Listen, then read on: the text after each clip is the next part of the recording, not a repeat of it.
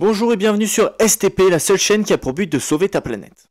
Bon, pour cette vidéo, j'avais deux choix. Comme d'habitude, m'adresser à un youtubeur en espérant faire venir quelques membres de sa communauté, ou bien faire une vidéo normale sans youtubeur.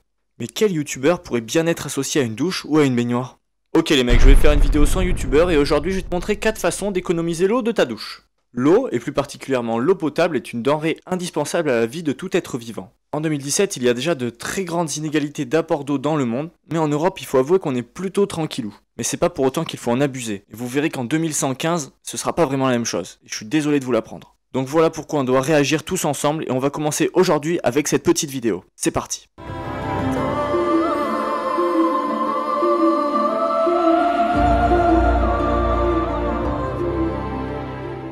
Apparemment, il faudrait prendre des douches plutôt que des bains, ça paraît logique, non? Eh bien, en réalité, ce n'est pas si simple que ça. Je vais donc te donner deux petits chiffres. Une minute sous la douche consomme environ 15 litres d'eau. On remplit en moyenne un bain avec 150 litres. Le calcul est donc assez simple, en 10 minutes de douche, tu consommes tout autant qu'un bain. Mon astuce pour limiter ma consommation? C'est tout bête. C'est de prendre une douche plutôt qu'un bain.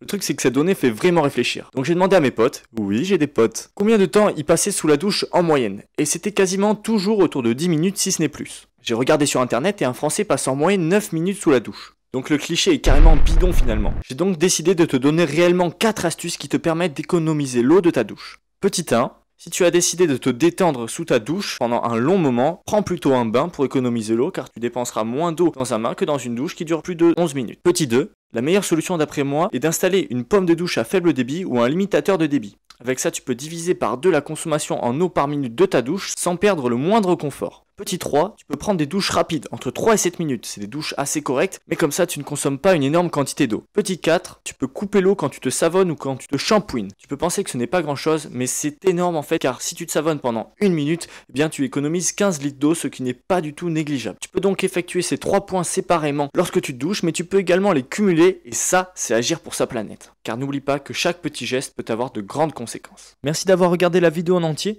Aujourd'hui, pour finir la vidéo, j'ai envie de vous poser une petite question. Que pensez-vous du nom les savers pour définir cette communauté? Personnellement, quand j'entends ce mot, j'imagine directement une personne qui s'implique pour sa planète afin de la sauver et de la préserver. Putain, c'est beau ce que je suis en train de dire. Je compte donc sur toi pour me donner ton avis dans les commentaires et à t'abonner si ce n'est pas déjà fait. Et pour la prochaine fois, STP, sauve ta planète.